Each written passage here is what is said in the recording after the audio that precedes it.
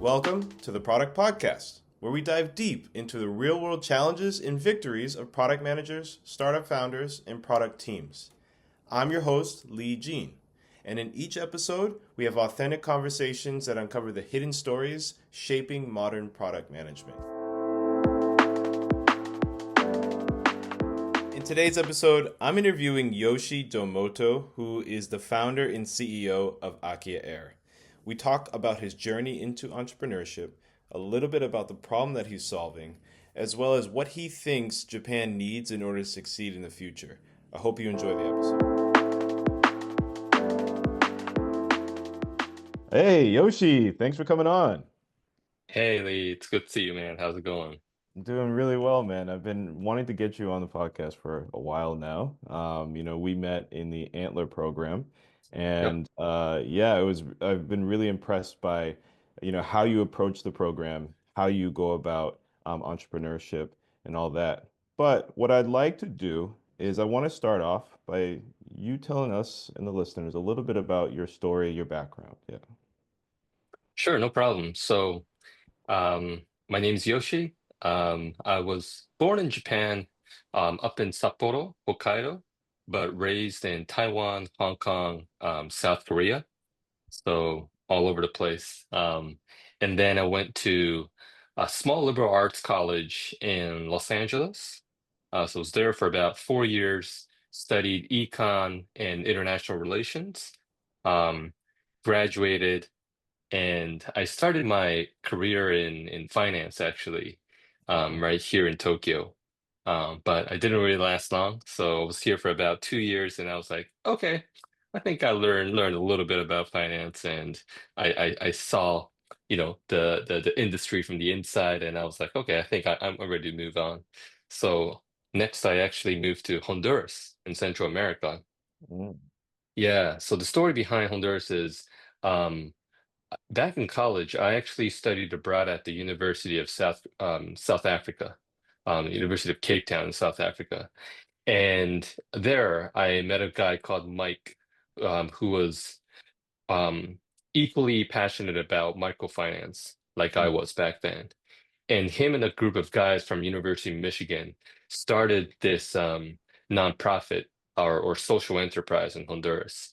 And I was tracking them on Facebook, being like, man, like what they're doing looks so cool. And so it was always in the back of my mind, for me to either join or volunteer at their organization. And so the right time came in 2013. This is a couple years after I was working in finance. And so I reached out and I was like, hey guys, is it okay for me to, um, volunteer for your organization? They were like, yeah, we're a nonprofit. We can't pay, but if you're willing to like pay yourself, I mean, cover your own expenses for like 6 months, and sure, why not? Mm. So that's why I flew over to Honduras and decided to, yeah, kind of work in the coffee space for a little bit. Awesome. Awesome. Yeah, I mean, Honduras is like, it's well known for being one of the more dangerous places in Central America. How did you find your time there? Yeah, exactly. Oh man, Honduras had the second highest murder rate in the world after El Salvador when I was there. Mm. So yeah, it was. We definitely had to watch behind our back. Mm. Um, so I didn't carry a lot of cash around. I rode a really crappy like third hand, like made in India motorcycle, like I third see. hand, man. So like nobody wanted that little, crappy little thing. Uh, Um, and yeah, obviously didn't touch drugs, didn't touch alcohol, just anything that I thought would get me into trouble, either with the locals, I just did not do because, yeah, my safety and coming back to Japan in one piece was like was definitely a priority. I Um, but see. wonder, but wonderful experience. With that said, like wow, the community bonds in my little town, La Union, was great. Mm. Um, People there really look out for each other, Mm. just like any other rural areas around the world, I guess. But I loved my home state father, Alfredo, super hardworking guy. He would like shower himself a cold bucket of water at like I don't know 4:30 in the morning. It's crazy. When he was go out to his fields. Um, I really learned about development and Mm. also actually management when I was there, actually. So those 2.5 years that I spent in a little town in the middle of nowhere in Honduras were really fundamental to my career and my growth. Awesome, man. Yeah, sounds like it. Did you pick up any Spanish while you were there as well? Yeah, I actually did. Because, nobody spoke English really. Uh-huh. And I mean, it was just my colleagues and I who spoke English. So I had to pick up Spanish.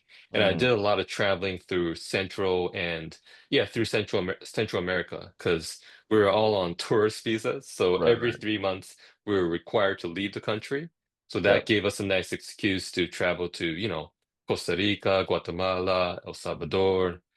Yeah, and all these other countries. So It's amazing, yeah. man. I had to do a little bit of visa runs when I was living in Vietnam as well. So Oh, nice. I know exactly what you're talking about. Excellent. Yeah, Yeah, man, those are a great excuse. the coffee must have been amazing there, huh? Oh, the co coffee was delicious, man.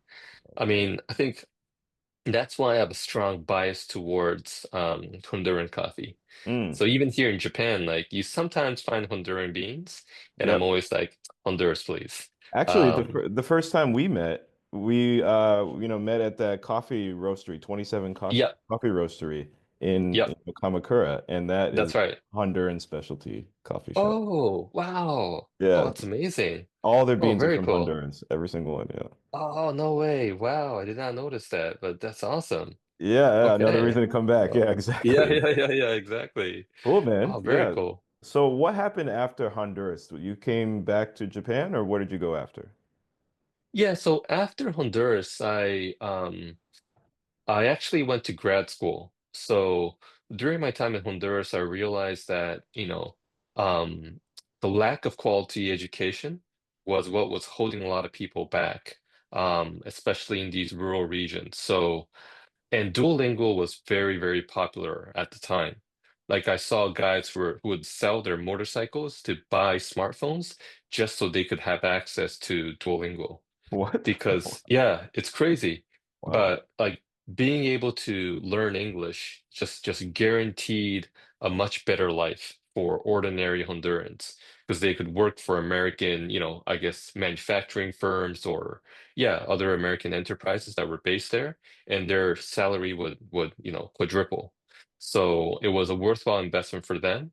And I was like, man, these educational apps are free, and they're of high quality. People are enjoying using them, and like this is incredible, right? And so that's what kind of motivated me to want to get into the ed tech space. So that's why I went back to grad school to learn ed tech, study ed tech. That's amazing, man. Yeah, English is the key to the world, honestly, for many people Oh, for sure. for many people from developing countries. And part of my mission here outside of my startup is also to help Japanese, especially with their Nice. English, because the education here with regards to English could be improved, I think, big time. Oh, Right. 100%. And 100%. what kind of world would Japan be, right? If they had more English, you know what I mean? Oh Like, my God. yeah. Wow. If wow, I think we'd be a completely different country. I think we would be closer to maybe I would say something like yeah, we would be closer to Singapore. Mm, So we would be truly multicultural, right? There'll be people from all over the world coming to Japan to do business. Um, I think that, we could be like the financial and trading and cultural hub of Asia, or potentially the world even. hmm. Um, and yeah, I think that due to a lack of English speaking, listening, reading ability, Japan hasn't been able to exert her full potential. Yeah. It's really limiting our growth.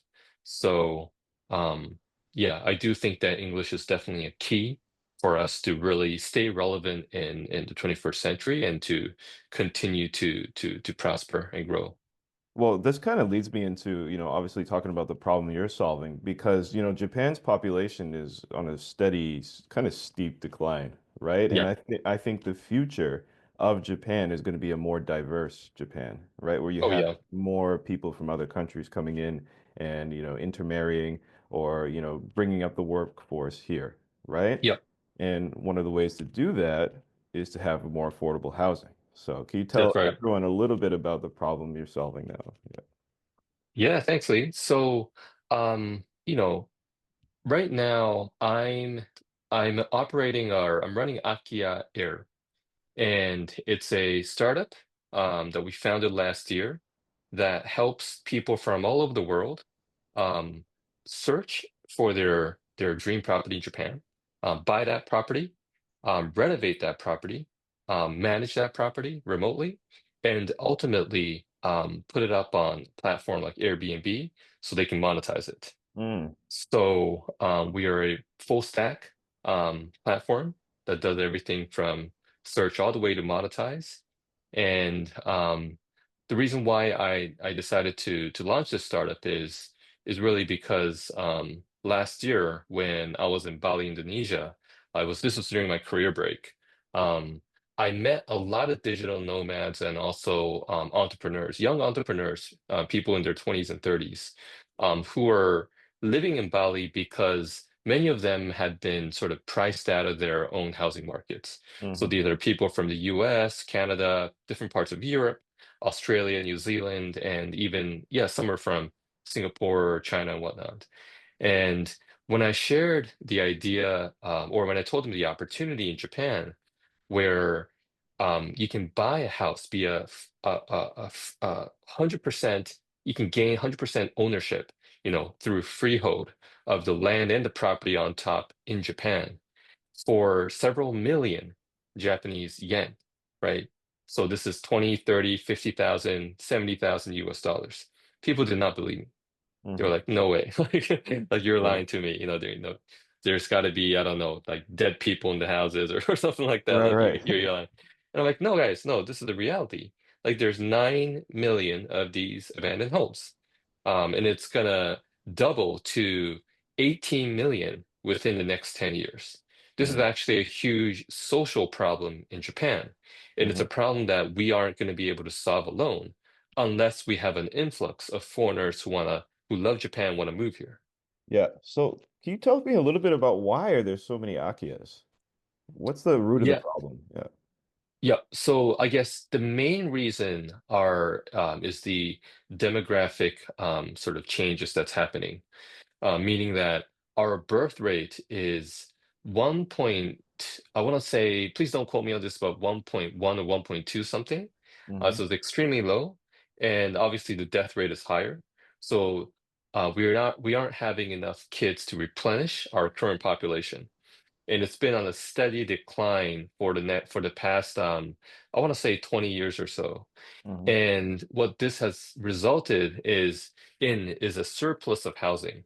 So after, World War II, in the 1950s and 60s, we experienced a population boom, thanks hmm to the baby boomers.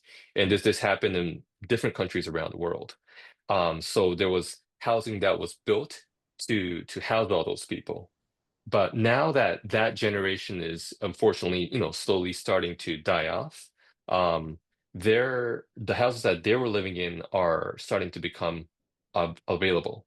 hmm Because, every time I visit an Akia,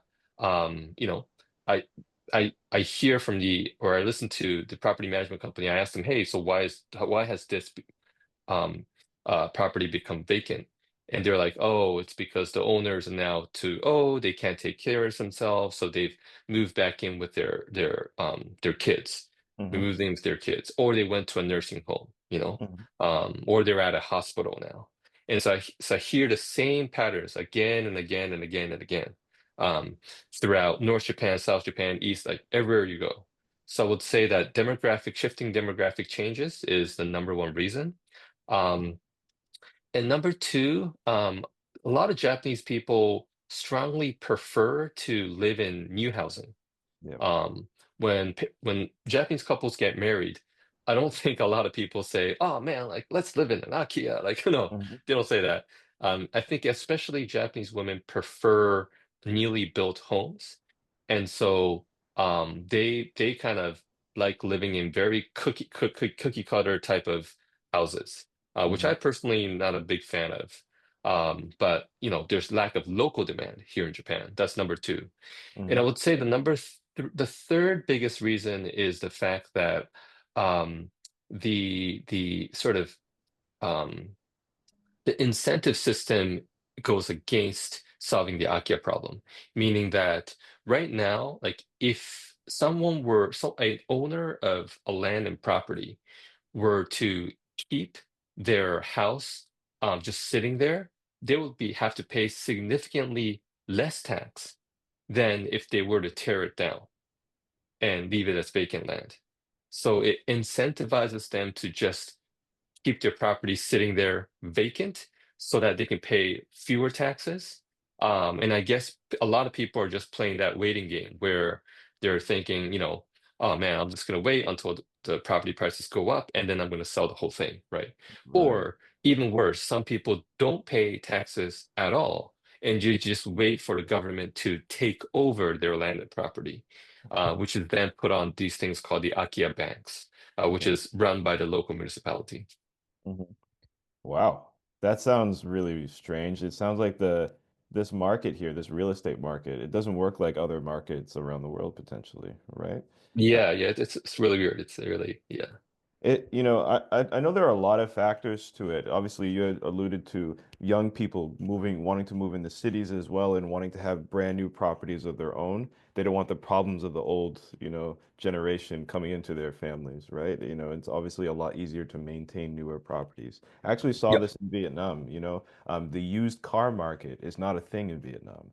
Interesting. In Vietnam, they don't want used cars because they think it has like Huh. bad, the previous owner didn't want it for a reason. So Oh, yeah, they might think that there's something wrong with it, right? interesting. So I could see why, obviously here they would want something brand new because there's no problems with it. There's no past, there's no, Yep. maintenance or something that they need to do, right? That's right. That's right. So what I'm wondering is then if a foreigner comes here and they buy an Akia, right? How much Yep. work actually needs to go into some of these buildings that they can get for less than 100,000? Yeah, so the cheaper the property is, the more work that needs to be done. Mm, So that's why I usually tell people, hey, if you're looking at a property that's, less than maybe 50,000 US dollars, you might have to spend twice the value of that property. So you mm, might have to end up spending $100,000 just for mm, renovation. And mm, when it goes below, maybe 30,000, 20,000, then you're spending like triple the mm. value of the property. I see. So for like a $30,000 property, you might be spending like $90,000 just to Right. renovate it. Yeah.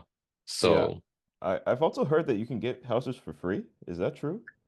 yeah, yeah, there are houses that are, I guess, quote unquote, free, but then for those houses, I think that there's a lot of baggage that comes along, meaning that the previous owner did not pay for did not pay their property tax, which you are now eligible to pay as a new owner, right? So Mm. there are all these like hidden sort of costs that you have to really make sure you look into before you buy one of these like quote unquote like free house. Right, yeah. Because that's what is a big draw for people. They're here like, oh my God, it's free. I'm definitely going to move to Japan, the country I've always wanted to live in, for free. Yeah, Nothing in this world is free, right? nothing in this world is free. Yeah, Exactly. exactly. So on your Exactly. platform, right? How do you go about vetting these types of properties that are on there so that, you don't get a property that needs like, hundreds of $1,000s worth of renovation?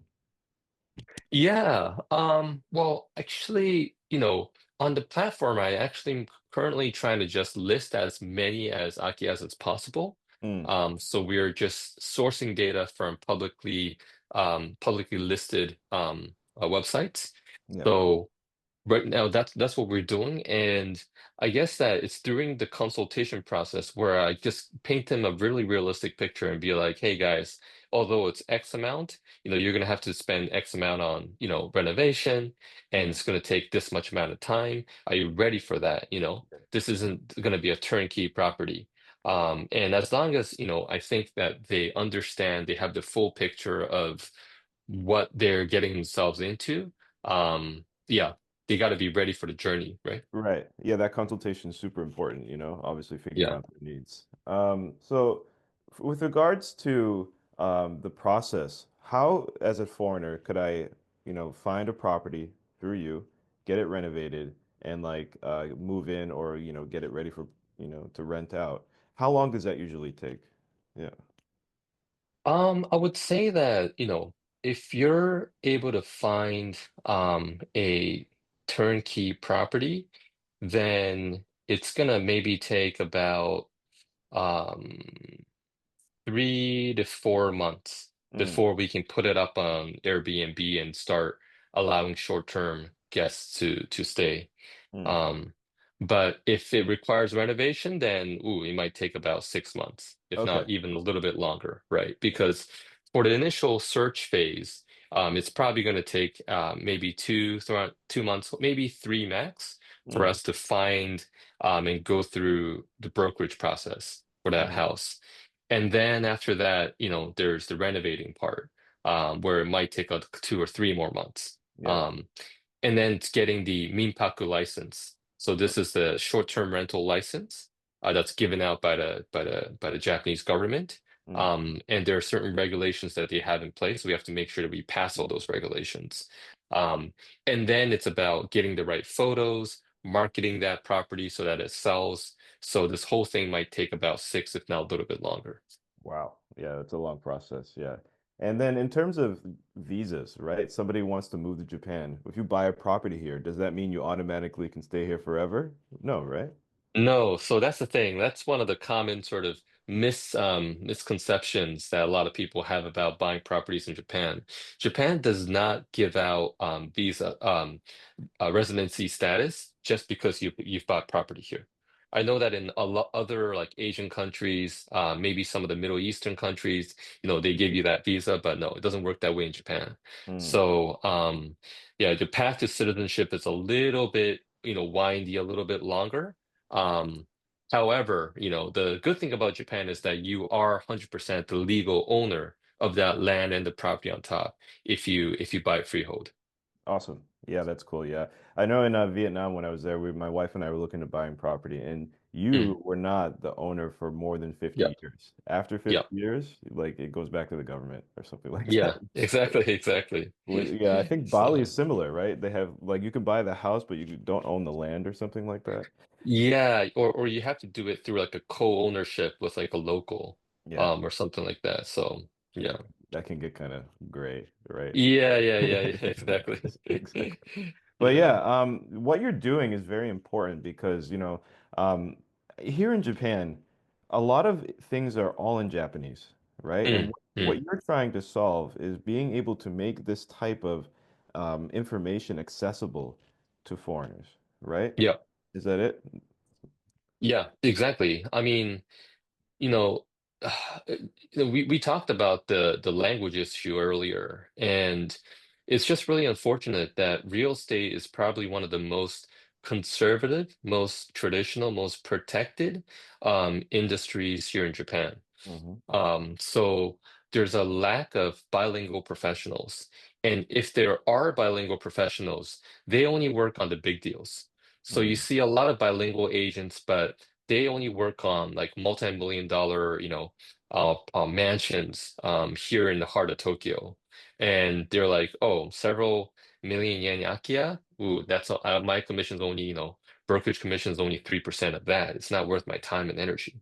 So Hmm. no one is interested, or at least no bilingual real estate experts are interested in solving this issue. But again, for people like us, this becomes a blue ocean, right? Yeah. It's a huge problem to be tackled. Um, and yeah, I mean, one of my clients, she's a Japanese American lady who wanted to get in touch with her roots, and that's why she's looking for a property here. And if she were to go through this process through an ordinary agent, they would have just called her and be like, "Oh, sorry, no English, end of her dream, end of her dream right there." So us being able to be that bridge to allow her to like buy property here so that she can sort of, help herself and her kids get in touch with that Japanese cultural heritage, I think is really, yeah. us like really playing a big part in achieving that dream. No, we need more people like that, Yoshi, honestly. Like I was telling my last guest about this. Like we know need more people who are, Japanese, but also speak English and have a global mindset, have maybe spent time abroad to serve as bridges, to get more international people here to make it a more diverse, community in the sense that Yep, new ideas, new information, new ways of doing things are yep, are implemented in a way that benefits Japan, right? yep. Because you Exactly, being man. you being Japanese, you know the values of Japan, right? Yep, But you also know how it's done in the other, countries around the world. And you can kind of pick and choose, right? What will benefit everything. So that's right. I think that it's super important. So Cool. where do you see, I guess, the real estate market or this problem going in the future? Like, how do you think other companies or, the industry itself will evolve? Yeah. Yeah, so I think that even in the past year, so since I started building Akiya Air, I'm starting to see a lot of new competition in the space, which I think is a good thing, because that means that there's more and more people who actually see the opportunity, more and more problem solvers who are trying to tackle this problem, and it only, forces me to raise my game to make sure that I can serve my customers and my clients better, right? Hmm. So I think we're definitely headed in the right direction. With that said, are we going to be able to solve this Akia problem? Big question mark. I mean, like I said earlier, how available housing or empty housing in Japan is going to double to 18 million. Are we Hmm. going to get, 18 million people from around the world to come to Japan and live here? I don't think so, especially with our super conservative government, right? So, um, but I think that thanks to the leadership of many foreigners who are trying to tackle this Akia problem, local Japanese people are starting to take notice.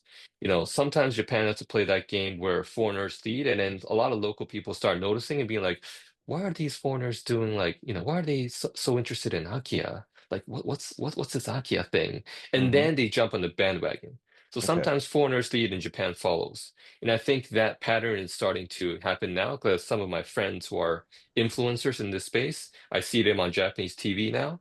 And so um, I'm hopeful that we can seriously start to tackle this problem in the next couple of years. But right now, yeah, I think there's still a lot to be done. Awesome. Yeah. Well, hopefully it definitely helps, man. We need some more, diverse ways of thinking and minds here to help Japan grow. And if we can get them affordable housing, it's great. What I'd love to see is more Akiyas pop up in, like these cities, man. They're always in the countryside. Mm, You know what I mean? yeah, yeah. Oh, hey, but hey, I know that you live down there in like, Kanagawa, right? Yeah. Actually, for one of my clients who's looking for properties in Kanagawa, I was looking and they do have properties for like 6 million, 7 million yen. And Okay. it's a nice house. So if I'll you have to take a look, look. they do have one. I'll have to take a look. Yeah, absolutely. Yeah, yeah. Absolutely. So I want to switch gears, man, and actually talk a little bit about the entrepreneurial scene here in Okay. Japan. Yep, So no problem. obviously you've been all around the world, but you came back to Japan to build here, right? Yep. What are you seeing in, I guess, the ecosystem here in Japan that gives you hope for Japan's future? Yeah. I think it's a really exciting time to be an entrepreneur in Japan, and I'm not lying. Like, I started my career here in 2010. Yeah, that's when I started working at that bank. So I started my career here in Japan. And back then, like I remember when me and a couple of my buddies from colleagues from my bank, when we used to go to these entrepreneurship events, like there were 15 people, Hmm. 20 people max. Hmm. Um, very small crowds. Very, very small crowds. And um yeah, I think people back then like they didn't really take entrepreneurs seriously, or they didn't Hmm. take the path of entrepreneurship seriously. Hmm. Um, and fast forward to 2025, like wow, like left and right, you see like huge, startup oriented events popping up like every month. There's Hmm. so many startup communities, um, a lot of successful, I guess, exits. Um, and so it's a completely different landscape. I think the world's attention is being placed on Japan. I hear a lot of prominent VCs establishing offices here Hmm. in Japan, in Tokyo as well. And so there's a wave that's coming. And I think all of us need to kind of time that and ride that wave. Absolutely. And do you think that you're, in prime position to ride that wave as well? I hope so, man. I hope so. Yeah. We'll see. I've yet to fundraise. I've only raised a small angel round, but then I think this year might be key to our growth. So yeah. Great, man. I'm looking forward to seeing, you succeed, man. We were in the Antler program together and, I saw you pitching up in front of everyone. I was like, man, this guy's got the charisma. He's got it. You know what I mean? Thank you, That's man. that's awesome, dude. So, what has been like the biggest struggle for you as an entrepreneur throughout your whole journey? Wow. Wow. I think finding the right co-founder and building the right team has been the biggest struggle, I would say. Especially because right now I'm still, I am starting to get co-founders. But at the same time took a while. It took a lot of trials and errors. And it's been a painful journey, you know. Entrepreneurship is definitely a lonely, lonely path. Yeah, man. Um, and I mean, you can sort of, cry about your problems to your parents, but they're not going to understand. They're like a career salaryman, salarywoman, right?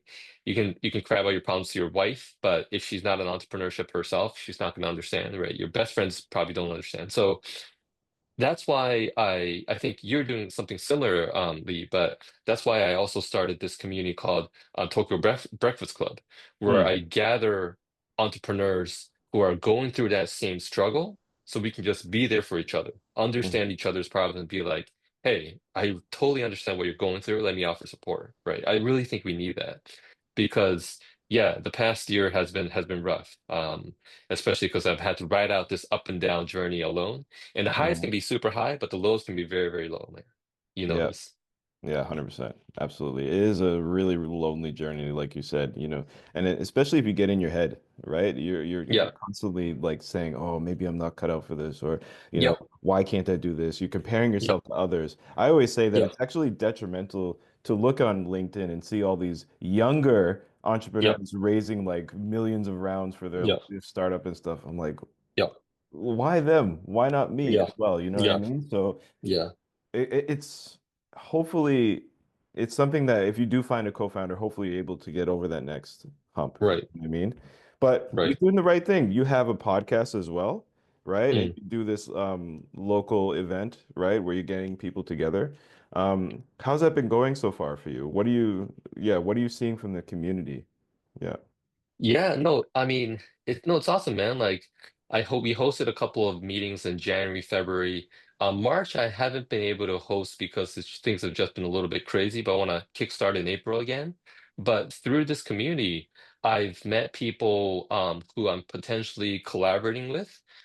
So some people operate, social media agencies, and that's an area that I want to place more focus on in the future. Hmm. Um, I've met people who have introduced me to teammates, so I'll be speaking to those teammates in the near future, or interviewing them. And so, yeah, I mean, a lot of opportunities have risen thanks to this community. So I'm very, very grateful. And yeah, just to know that, hey, I'm not alone. Like, Yeah. like Mr. I don't know, Mr. Tanaka and Sarah here from the States, like that we're all going through this together is just very, very it's just emotionally is very supportive. Yeah. Just to have those people who I can meet on a even on a bi-weekly basis, it's just very, very encouraging. 100. Um, so Yeah. yeah. Absolutely. And can you tell us a little bit about your podcast? Oh yeah, yeah, of course, man. Yeah. So I run a podcast called Coffee with Changemakers. So we actually feature um uh, change makers or people who run social enterprises. So they're either founders or they're in the C-suite, and we try to find, people from different age ranges. So we interviewed a girl who was 15 years old, who was a founder, Mm, right? nice. We also interviewed veterans, so different age ranges, different nationalities, backgrounds from all sorts of different industries, just people who are making positive change in this world. Mm. So it's a very broad definition, but also that allows us to access anyone and everyone. So I've been doing that since the last summer. So while I was on this career break, and it's been wonderful. Mm. It's been super fun. Yeah. It's cool, man. How do you find these people? How do you find them? Yeah, so I have to say I'm very grateful to my co-host Robin Lewis, the founder of MyMizu, because a lot of the connections have been through him, but I also bring in some guests myself. So it's a lot of it's actually through our personal network Nice. that we've built over the years that we've been able to, yeah, and also like sometimes the guests introduce other guests, um, and yeah, we've been able to interview some of those people as well. Well, it sounds like you have some great people in your network already. Maybe that elusive co-founder might be somewhere hiding in there somewhere. You know what I mean? Hopefully, man. Hopefully, Yes. hopefully, exactly. Yes. Well, that's good. I'm gonna link your your podcast into this one as well. So hopefully people can, give you a listen. You got some great content on there. Thank Um, you, Lee. in terms of this podcast, we have a little tradition. Okay. Ooh. And that tradition is that the last guest leaves a question for you to answer. And I'm gonna do that Mm. one right now. So, okay. All right. Interesting. All right. So the question is, what motivates you to get out of bed every day? Well, I know that I'm supposed to come up with some pretty quote or something honorable, but to be honest, man, it's desperation. It's Mm. desperation. Oh, tell me I more. I get up in the morning thinking, man, I need to survive. I need to sell, I need to grow, and I need to really protect my team. It's really desperation. I mean, when you have a fixed salary every month coming in, then I think that you can, you have that safety net and you can be like, oh man, I don't want to go to work every day. But when you're in like our position, like Lee, Hmm. like there are clients you got to serve. There are clients that are waiting for you, right? There are teammates who you have to pay for their work. And if you don't get out of bed, none of that's happening. Mm. Um, and so for me, it's really, especially being a startup founder, like it's pure pressure and desperation. So Mm. when I hear my alarm clock like ring, like I don't have the luxury of hitting that snooze button. Because if Mm. I miss that meeting A, I'm gonna miss that meeting B, I'm gonna miss that, and then, who knows, might have to shut down Akiya Air next month. So it's about just hustling. I think I'm in that mode right now. Um, so that's my answer for you. That's a good mode to be in, that's for sure. It sucks. It's painful, but it is It's a good painful. mood, right? Exactly. Actually, one thing I've been doing is fasting on Monday. So I do like a 24 Ooh, fast. And I found that when you're hungry, like actually physically hungry, it hmm. makes you more focused and it makes Wow. you more I don't know, like yeah, like laser focused. You get rid of Wow. noise and you kind of just like get through the day because you know your meal is coming at like whatever time it is, right? Wow. But actually being physically hungry, I think can relate to another type of motivation, a deeper motivation to get things done, right? Wow. I don't know Huh. if you've ever tried it, but yeah, it could be something that Very cool, helps. man. Yeah, I'm gonna try that. I'm gonna try that. yeah. I Wow. I go Okay. from Okay. dinner on Sunday to dinner on Monday, no eating in between. So Ah, interesting. Wow. yeah, So full like 24 hours. yeah. Only Okay. water, Okay. coffee, that type of stuff. Yeah, Wow. Wow. Okay. Cool. Thank laser you for that focused, idea, man. laser Yeah. focused. Dang. Okay. I'm Yeah, definitely trying that. I'll give you an update soon how that absolutely. Cool, goes. cool, man. And then yeah, obviously now I need a question for you for the next guest. Okay. So, all right. So, how about this? Knowing what you know about life, about your career, would you go to college if you were to relive your life again? Would you go to college? Is the question I want to ask my next guest. Oh, interesting. Very, very interesting. I would already off the bat say no for sure. I would not. Because, Yeah. obviously, well, you do learn a lot, Yeah. socially. Like Right, right, right. social skills are great. It's a lot of, I think Right, college in the US is a lot of fun, but uh, right, yeah, I 100% agree. Like right, the most brilliant minds in the world, they didn't go to right. college or they dropped out. Yeah, yeah. That's a fun one. That's a fun So, question. especially in Japan, because I don't know what they do for 4 years. I really don't know. But if you can use those 4 years to say maybe fly out to the Philippines, right? Study English for 6 months, right? And then, actually, no, sorry, let me take that back. First of all, learn the value of money.